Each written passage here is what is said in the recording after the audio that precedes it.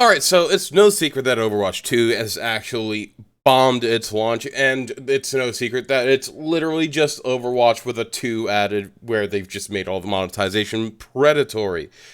E- Except it's a little bit more in depth than that. Now, let's go ahead, get on into the video. Now, I also want to say, if you like the video, make sure you like, comment, and subscribe. If you don't like the video, make sure you dislike it. If you dislike it, leave your thoughts in the down there. I'm open to talk. All right? So let's go ahead, just dive right on into the subreddit. This user has encountered a bug where if you have the coins and you buy a bundle, you can go into debt. This is a random option for a weapon charm. Now, quite frankly, this is one of the first things that you will ever learn to make in Blender. It is the literal first thing I ever learned how to make in Blender, like 3-4 years ago in fucking Blender 2.8. Now, this isn't something that should cost money at all, seeing as you can make this in about 5 minutes if you've made it before, about 6 to 7 hours if you haven't. Over here, this user has found that the Halloween skins are not purchasable, despite it being Halloween, and them having the money for them. And it is confirmed that these are supposed to be purchasable. This user lost 525 US dollars worth of skins, and with the current monetization of Overwatch 2, it would take them about 20 years of full-time play to get back all, or at least just a portion of the missing cosmetics that they lost. And it's a lot of cosmetics, a lot of decent ones too. I'm just going to be straight with you, this shouldn't happen. You really should be able to get all this stuff back, and it's just horse crap that Blizzard doesn't want to work on giving this back. It's likely abusive monetization. This player is just talking about how Overwatch 2 has no rewards, and they aren't wrong. You're incentivized to pay for a battle pass that doesn't award you with any in-game currency to get things that you want, which is kind of, deadly sin number one of the battle pass. Every battle pass should at least award enough currency to purchase the next battle pass. That's not a thing that the battle passes do in Overwatch. And the second deadly sin of the battle pass in Overwatch is that if you don't know, Kiriko, if you're a free player and you didn't have the original Overwatch, Kiriko is actually locked behind the battle pass. You can fast track it and get her with stage 1 if you buy the battle pass, or you have to play for like 45, almost 60 hours to unlock her because she's at stage 55 of the battle pass. This player has found a bug where if you unequip gold weapons, they will lock themselves back up. Sort of just like bullshit. And lastly, I do also want to talk about this Brilliant Infinite Shield exploit before we actually open up the game and start talking about that. We have a video right here. Let's go ahead and maximize this and play it. I'm going to go ahead and silence myself. You can make your own thoughts up on this, but it's bad.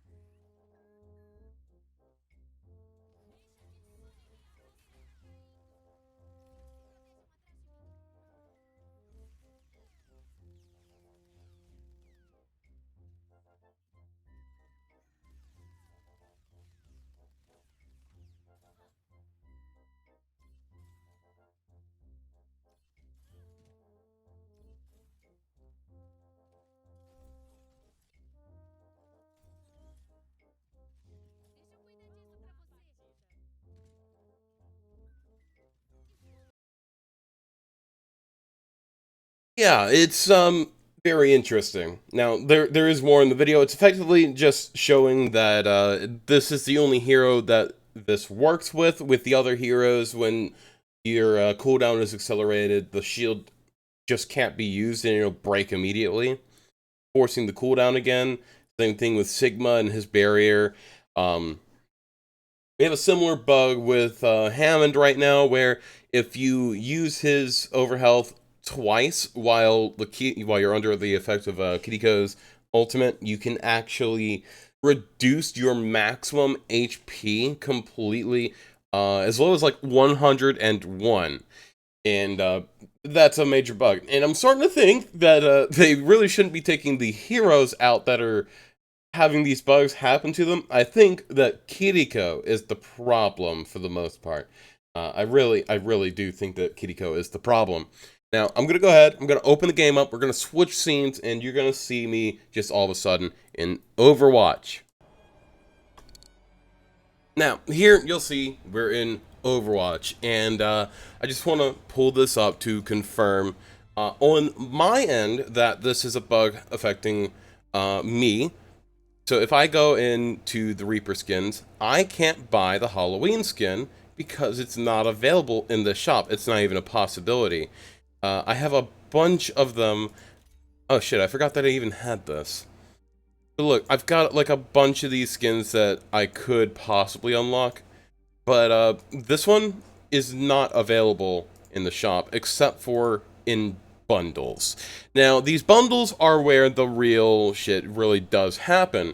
Now, if we look, the Witch Kiriko bundle is 2,600 coins, and it's somehow 29% off, even though it's the first time that it's been out. Well, let's go ahead and dissect this. So, if we look, we have the Witch Kiriko skin. We have the Black Cat weapon charm, which is another thing that you can make within about 5-10 minutes in Blender. This shouldn't cost more than like 100 coins. We have the Clean Sweep highlight intro. I'm not even sure how I like that. It's kind of meh for me. We have the Witch icon. This should just be free. And then we have the Celestial name card. Who gives a shit about this name card? The real big ticket items here are guaranteed the Witch, Black Cat, and the Clean Sweep. I don't even like either of these because this I can make in about 5-10 minutes in Blender. And this, well, I just feel like it's cheesy as all shit. Let's look at this Witch Kiriko skin. So if we go and we look at the Witch Kiriko in the Hero Workshop, it's not actually physically purchasable directly from the Hero Workshop. That's right, it's not available for individual purchase. And you'll see it's the same way with almost every single bundle that doesn't have Overwatch 1 items in it. Anything that is, like, look, Black Cat, Cyberdub, Coin Pouch, Folded Unicorn, Kettlebell, none of these are purchasable with the coins. Now, here's what I also want to point out. You remember that Witch Kiriko bundle is 2,600 coins, marked as 29% off, probably because this is like a fucking 2,000 point skin, and this, if we're going by normal, it's probably like 600 coins. So, if they were to list it for individual purchase, they're saying that it costs 3,600 coins. Well, let's go ahead. Let's look at what it costs to get coins. 500 for $5, 1,000 for $10, 2,200 for $20, and 5,700 for $49.99. Now, these are not the standard numbers that you would see here. So if you get the $100 pack in most games, you would get a 40 to 50% bonus. The $50 pack would give you a 25% bonus, and the $20 pack would have a 15 to 20% bonus. It's all trying to portal you up to here. Except they really kind of messed that up. And look, this is 1,900 coins? Well, let's look. It's too much for this. But look, we're losing out on 300 coins that we could be using if we buy this. But look, if we buy this, that means that we can buy 1, 2, almost 3 skins. And that's the entire point of this monetization practice. It's all funneling you up into these higher brackets to use FOMO to make you pay more. It's a form of addiction, and they force you into it. Best way to stay out of it is to not play. But I also want to say this.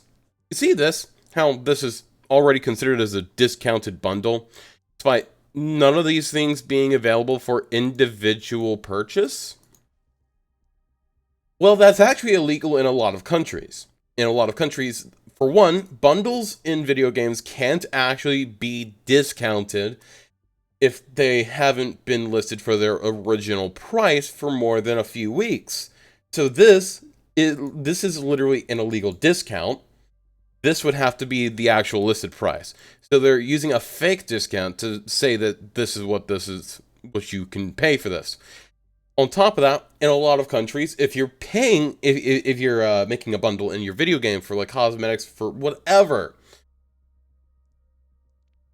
each item needs to be available for individual purchase, and then you can't list the item as being discounted for the overall price of all of the items, because when you buy things in bulk, things are automatically discounted. You can't list the total price as the discount. So this is actually an illegal monetization practice in a lot of areas of the world, and no doubt they're going to eventually go after her for this. Now, this is just some sort of scummy monetization practices from Overwatch. But look. Tier 55. This takes about 40 to 60 hours of play, depending on who you are, what role you're playing. It can take a lot to get this skin. Well, not the skin, just Kiriko unlocked. Real game mechanics locked behind the Battle Pass. This is Deadly Sin number 2 of the Battle Pass system. You never lock base game mechanics behind the Battle Pass. And then, honestly, a lot of these cosmetics in the Battle Pass look like they're pretty rushed. Like, you can see a little bit of clipping on the textures for this Cyber Demon mask trinket. You can see a little bit of honestly, it's really pixelated, so you can tell it's like low resolution. It's really hammered out. It's not looking as polished as you would expect from the Overwatch team. Now, on top of this, I also want to say that the event, well, it's really hard to see how to, get your rewards for the event in the first place. But here, you look at challenges, and then you go to event. And then there's basically, the only thing you get is Battle Pass experience, which is kind of not worth anything. It really just makes me not want to play the event. The events are supposed to be like really cool pieces of lore, or kind of isolated events. This just doesn't ham out for me. All right. So here's my verdict. All right. Here's my verdict. Will I play Overwatch 2? Yes. Of course, yes. Listen. This game is hard carried by the amount of horniness that is in the community, and I am down bad all the time. I literally cannot prevent myself from playing Overwatch 2. I played the hell out of Overwatch 1.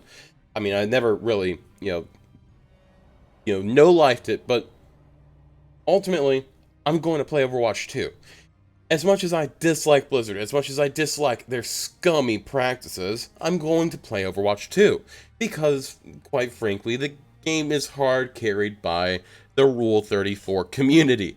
That's true for most of Blizzard's titles, and quite frankly, I also want to say this.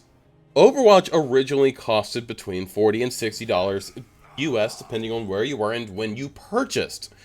To immediately take away the loot box system that was given to you for free on leveling, and then make the game free and start aggressively monetizing it, is disingenuous to the previous community. And I would argue that you need to keep the loot boxes in for the people who made the original game purchase. They need to keep that leveling system, keep those free loot boxes. The new players, screw them. They don't need to keep those levels. Let them fucking don't give them loot boxes or anything until they get into until they pay you, right? or just let it stay with the old community. To take it away and then aggressively monetize it so hard, it's really a bad idea. I personally think that if you were going to do this with one of your IPs and your video game publisher, you need to keep the old system where you could earn things for free in the game tied to the old accounts, and then let the new accounts come in and be aggressively monetized. Because those old accounts, they can still be monetized very hard, but you also need to let them get all the shit for free if they want to, because they fucking paid you. They paid you before you were even a fucking twinkle in your daddy's dick hole, alright? So, that's my verdict on the game. Now, if you like this video, once again, make sure you like, comment, and subscribe. Hit the dislike button if you didn't like the video, and I'm out. I'll be playing, probably something on Twitch later. I forgot. Atomic Butcher. Atomic Butcher. It's an old game. Reddit fucking found it for me. I hope that you guys enjoy it. It's gonna be a great time. It's, you kill people by peeing on them. It's, very dommy. Alright, so much love. Stay sexy. I'll see you guys later.